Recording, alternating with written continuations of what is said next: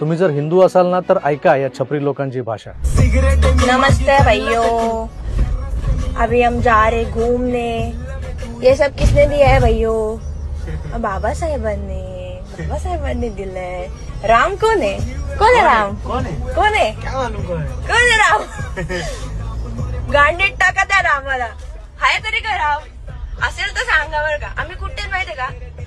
आम्ही अशा गावात जिथे रामाला मानतात आणि तिथे आम्ही काय करतोय? संविधान भाई, संविधान।